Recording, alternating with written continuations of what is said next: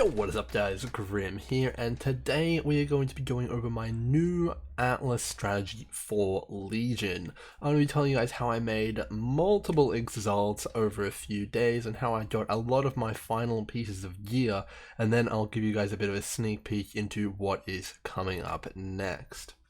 So to start off with, just a bit of a recap, I started off with a red T16 map strategy all the way up until day 2, in which the map prices for red maps took a nosedive and fell off a cliff. At that point, me and a lot of other people realized that it just wasn't going to be too profitable to continue doing that, especially with the Zana mod, which cost 15 chaos to get started. So, with that event, I swapped up and changed over to a white map strategy. And my thinking behind this and reasoning behind this was that the legions were just so profitable that if I could kill as many as possible, as quickly as possible, I would make more currency there than doing the T16 maps and having to sell and all that kind of stuff. And this actually has been very, very true. So let's get into the new strategy. So what I have done is I have shaped up my allies, which I will show in a little bit after some of this footage, for city square. So I have made it so that initially only city square could drop. So I was basically over-sustaining city square, getting like 5 maps a map. It was ridiculous. And what I noticed was that legions drop an absolute metric ton of maps, but not only that, there has been a new change implemented in the league which actually makes bosses drop even more maps as well. So in a map like City Square, I was getting so many maps I just didn't know what to do with. So I started selling the maps for 1 chaos each, and things were going pretty well, but City Square isn't really a very popular map. Having said that though, they were selling pretty well and I was getting some sales. So I decided to take a look at what map would be selling well, and lo and behold, the old Burial Chambers is tier 5, and I thought it would be good to start trying to sell a few of those as well. And that's exactly what I did next with my experiment. So with so many maps dropping, I was pretty sure that I could sustain tier 4 maps while unshaping the T5s, and I made it so that only Burial Chambers was my T5 and only City Square was my tier 4. So now I was getting Burial Chambers and City Squares, and I was still over sustaining tier 4s. I'm just getting that many maps that I am just over sustaining both of them. Like, I'm able to sell, I've sold hundreds of Burial Chambers at this point, and I still have my City Square map pool growing. I now have half a quad tab of those after selling a few. So the upshot of this is that the map sustain in this league is absolutely disgusting, and I've been able to capitalize on a high price of Burial Chambers currently in the economy. They're selling for 2C each to make a lot of currency baseline. That's without any of the Legion stuff. In addition to that, City Square also drops a ton of sacrificial fragments, which I've been able to sell everything for 1 chaos and midnights for 2 chaos, and a lot of them do drop, especially when you're going really fast. So we have now a baseline of income of about 4 or 5C a map, maybe even more depending on how many Burial Chambers drop. So it's already very, very lucrative. So let's move on to legions, because I'm sure that's what everyone wants to hear about. I've found out quite a lot of information about legions, and I think you guys are going to find it very interesting. So with this strategy, I was focused on one-shotting the entire legion and making sure they couldn't kill me. Because in tier 16 maps, I was dying sometimes 2, 3, even 4 times a map because of the, let's be honest, a bit bullshit damage on some of these monsters. So I had to focus on making sure I could one-shot them, and really once you do get to the point where you can one-shot them and you don't die to them anymore and you don't have to sit there DPSing them for ages, it's ridiculous how much currency these things drop. So that was the focus of this strategy. But to do this, I needed to min-max a few other things first. So I went on a bit of a discovery trip, and the first thing I discovered is that legions spawn in a very big circle. If the spawn is completely unhindered, it will look like a very large circle with all of the powerful monsters at the back. So like the generals will be at 2 ends of the circle. So when you're thinking about which maps to run, keep in mind that you need to spawn a massive circle, probably about the size of a fully formed breach. That's how big they are, and that's kind of what you can think about. And the next thing I want to say is that Legions 100% spawn less monsters in indoor maps. It's no question, they just do. Now, there is a little bit of a detail here, and that is that I didn't really notice too many less actual currency kind of nodes, like picture nodes, on the monsters in indoor maps, so it's possible it prioritizes spawning them first, but you're still missing out on a good 100 or 150 mobs because of walls and stuff like that. City Square also isn't perfect, but it does spawn most of them in. So if you're really looking to min-max it and you're looking for that ideal map, you're looking for maps with massively open layouts. A few that come to mind are beach, dunes, burial chambers can be pretty good as well. All of these kind of maps with just massively open layouts. Like, it doesn't matter which one you pick, anyone which floats your boat, as long as it can fully spawn in a full-size breach most of the time, you're going to feel like it's a pretty good map for Legion. So the next thing is that magic find and party quantity does not affect the specific guaranteed rewards.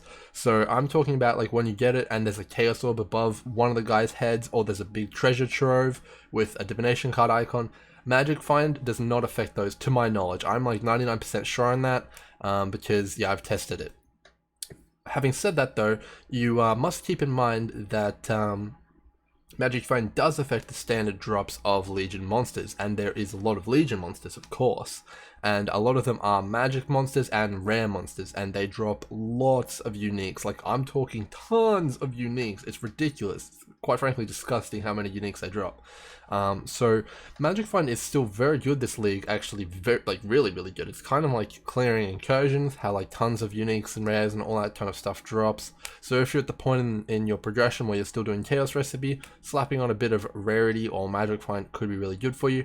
In this video, I'm not going nuts with it. I still have my rings on for DPS and kind of stuff like that. But if I could, I would go full Magic Find on low tier maps and see how that goes. Because it's been pretty crazy, and a lot of the uniques this league are ridiculously priced. Like Devotos, the Duresso's chest piece, all of this stuff is like multiple exalts in value and all that kind of stuff. It's ridiculous. So yeah, definitely a lot of big incentives to go Magic Find still, but you don't have to, and you're going to still reap the majority of the rewards from Legion without it. And as well as that, you don't need to be in a group. To my knowledge, it also does not scale the Legion rewards. So a little bit of information there just on that. The next thing, as we touched on earlier as well, is that Legions drop tons of maps. Like, I'm talking like, I've sometimes gotten 3 or 4 maps from one Legion in a map. Like, no kidding. Having said that, I didn't notice as much when I was doing T16s. It could just be because I wasn't killing all the monsters, I wasn't breaking them all out, I was dying a lot. So my theory though is that if you went for a T16 strategy, you would over-sustain easily, just because of the raw amount of map drops from Legions. So all of these things coming together like make it quite a profitable strategy, and I will just jump in really quickly into the game, and I'll show you guys kind of what my atlas looks like.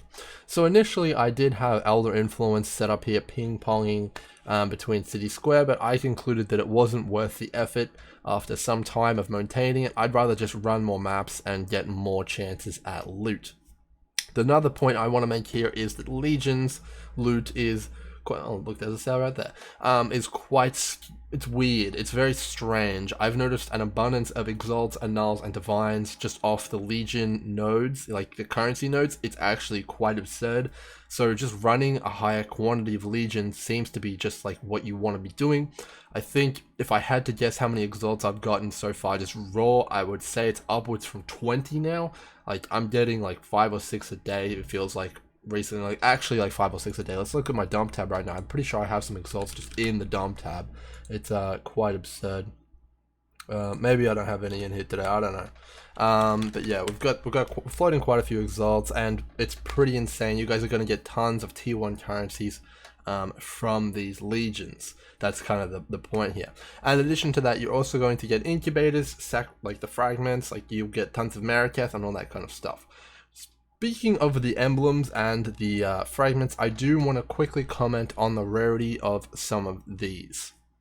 because I do have quite a bit of experience now. So if we just take my splinters in the most recent dump tabs that I've got here, we'll actually get a pretty good idea, I think, of the rarities. So we'll just grab all these here, and you guys can start to see kind of like the spread of how many you will be getting in maps, and you can kind of really get an idea of how much they might be worth. So if we just take a look here at how much we've got of each, we can see here that we've got a lot of certain ones and few of other ones. So yeah, it's quite clear here that Maraketh is the rarest, but not that much more rarer than Templar. And we also have the Karui and Empire and Val all pretty much equal rarity, and they're significantly more common than the other two. And this has been my my discovery along the kind of road that I've tried this league. So that's a little bit of information for you guys. I do believe that the Maraketh should only be a little bit rarer than the Templar. I do get a lot of Maraketh in my maps, probably about as much as Templar, and it's very noticeable because obviously of the distinguished features of the two ones. One has proximity shields, one has sand tornadoes. It's very noticeable when you get them. So yeah, that's going to be all my information on Legion specifically. Hopefully this has helped you. I will quickly briefly say the only thing you need to run my setup is just shaping ramparts, removing all the tier 4 maps and all the tier 5 maps except City Square and Burial Chambers. Having said that though, do use your head though, because if everyone copies me and starts selling Burial Chambers and City Squares, obviously no one's going to be able to sell them. So maybe look at a few other maps to sell as well. I know a few others are in demand, such as Beach. Strand's a really popular one right now as well. So try and find your own niche. Not saying that just because I want to make more money, but because we all obviously want to make some money. So yeah, maybe try and find a different map, find your little niche in the market, and you guys will do quite well. So in terms of videos that are coming up and things that I've been experimenting with, I have been experimenting extensively with emblems. This is what I've got ready for the next set I'm going to be trying, but I have tried a set of 25 three-way battles. I've run them with a support, so we did them 2-man, and we made a profit of around 8.9 exalts on the initial investment, so that's with expenses taken out. And then we got 79 stacked decks, and I opened up a bunch of RNG cards, so our take home after that was about 10 exalts, and it was about 2 hours of playtime for that session. So I just want to go on record and say the emblems are completely disgusting. I will be putting a video up with a full breakdown. I have a spreadsheet. You guys can see what loot dropped in very much detail and see where all of like the stuff comes from. And I've got a lot of footage of that as well. And you guys can really see what it takes to really push that to the limit. In addition to that, I've also been testing incubators quite extensively. I will throw a few things out there. About ones that I do know are very good. The Obscured Incubator is quite fantastic.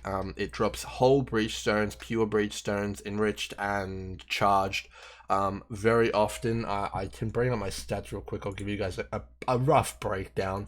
But in my 33 that I tested, 17 drop splinters, 7 drop standard breach stones, 2 enriched, 3 charged, and 4 pure. So it's a pretty interesting split. It's about half splinters, half breach stones, and the breach stones are a kind of mix of the different variations of them, which is pretty interesting. I have also got blessings, but that is very rare, and I didn't get any of the 33 that I tested there. So a bit of information for you guys. I will also go on record and say that the time lost ones, I invested a bit of money in that just to have a bit of fun, and I'll give you guys a bit of a rundown. Basically, it's any league-specific item. You can get any of them. I don't know if it's weighted, but I did 5 of them. That's 150C already, and this is what I got. So I blew all that money.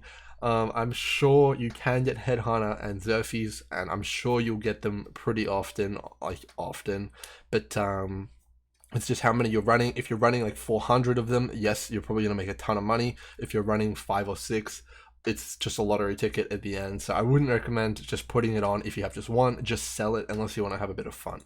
So that's going to be the video, guys. I'll leave you there with that. Hopefully you guys have enjoyed the video and you guys can kind of get on that money-making train. And yeah, that's going to be all for this one. Maybe we'll even put up that Legion emblem one today. We'll have to see. I'll catch you guys in the next one. Cheers.